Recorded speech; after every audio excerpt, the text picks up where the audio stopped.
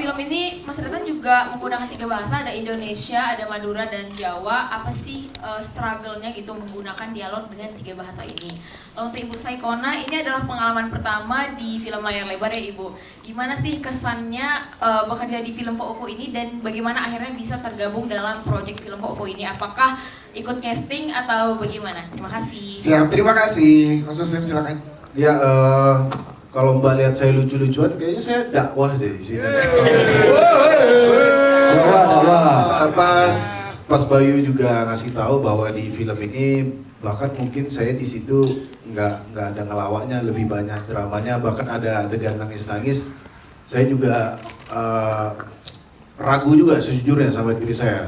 Tapi untungnya ada proses kita tadi karantina, terus dari tim Skak dan Cinemark menghadirkan acting coach.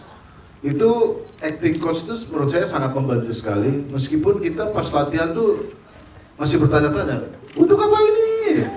Karena kayak suruh teriak-teriak, nangis-nangis, dan itu sangat-sangat membantu sekali pada saat proses syuting.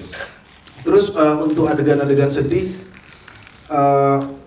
saya biasanya dengerin musik dulu, dengerin sholawat Jibril yang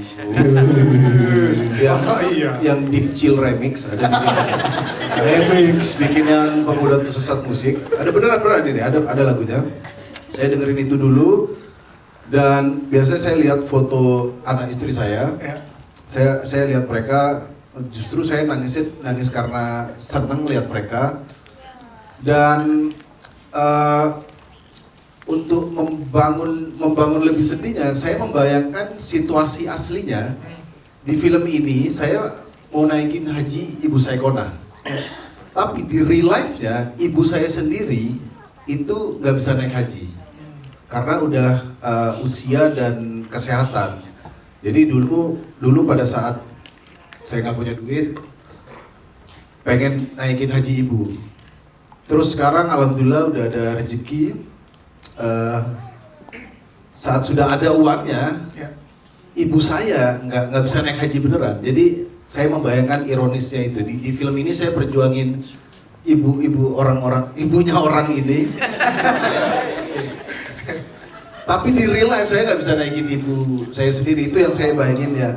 Begitu ibu saya pengen naikin haji ibu, itu saya seakan-akan saya ngomong sama ibu saya sendiri. Itu yang bikin saya dapat feelnya gitu. Mungkin personal seperti itu lah, mungkin tadi makanya energinya nyampe banget ke teman-teman penonton ya, Mas Muslim ya. Benar. Dan untuk 3 bahasa tadi itu memang susah banget, dan FYI aja bahasa Madura aja itu pecah jadi 4 ya teman-teman. Bahkan bahasanya kita pecah loh teman-teman. Ya, kalau aslinya enggak. Pada saat skrip dibawa oleh Icol dan sudah ditranslate oleh Faiz yang konsultan bahasa, itu pakai bahasa Pamekasan. Madura Pamekasan. Saya Madura Bangkalan. Nah, saya baca skrip Pamekasan aja tuh, bahasa apa ini gitu. Karena sejauh itu bedanya. Makanya pas saya mau reading, kita harus sepakati ini pakai Bangkalan aja ya. Nah, soalnya ini beda-beda, Pamekasan, ini Sampang, ini Jember, itu lebih beda-beda lagi gitu. Dan yang paling susah bagi saya, karena saya sehari-hari kan nggak ngomong bahasa Madura, paling ngomong Madura sama orang tua.